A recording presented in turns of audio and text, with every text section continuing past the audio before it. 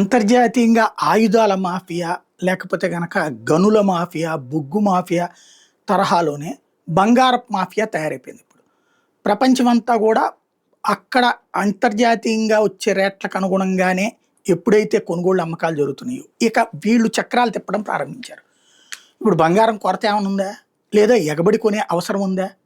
ప్రజల దగ్గర డబ్బులు ఎక్కువైపోయి ఎగబడి కొనే పరిస్థితుల్లో లేరు. ప్రపంచవ్యాప్తంగా ఆర్థిక సంక్షోభం నడుస్తోంది.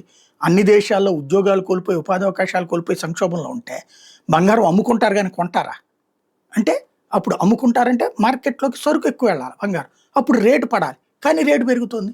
ఎందుకని? అది బయటికి రానీయకుండా బంగారం పెరిగిపోతుంది, పెరిగిపోతుంది. ఈ రిజర్వ్ బ్యాంక్స్‌లో వీళ్ళు కొంటున్నారు కరెక్టే. మరి ఇక్కడ అమ్మేసుకుంటున్నారు చాలామంది. ఇది కౌంట్ కానీయకుండా జాగ్రత్త పడుతూ వీళ్ళందరూ కావాలని దీన్ని ఒక హై పిచ్‌కి తీసుకెళ్తే ఆ తర్వాతన ఎంత పతనమైనా కొంచెమే పతనం అవుతది గదా! అంతకు మించి పతనం గానీయకుండా ఇప్పుడు 1,75,000 దాకా 24 క్యారెట్ల బంగారం తీసుకెళ్తారట. వచ్చే ఏడాది వీళ్ళ టార్గెట్. 1,50,000 దాకా 22 క్యారెట్ల బంగారం తీసుకెళ్తారట. అంటే ఆర్నమెంట్ బంగారం 1,50,000 అది 1,75,000. అప్పటిదాకా తీసుకెళ్తే ఆ తర్వాత తగ్గినా గిగ్గినా ఒక 5,000, 10,000 తగ్గుతది. మాక్సిమం ఓ 15,000 తగ్గుతది. అంతకు మించి తగ్గదు. అలాంటి పరిస్థితి సృష్టిస్తే ఇప్పుడు ఈ బంగారం నిల్వలో ఉన్నటువంటి వాళ్ళందరూ వెల్ సెటిల్డ్ అవ్వడం అనేటటువంటి కాన్సెప్ట్ మీద కాన్సంట్రేట్ చేస్తున్నారు.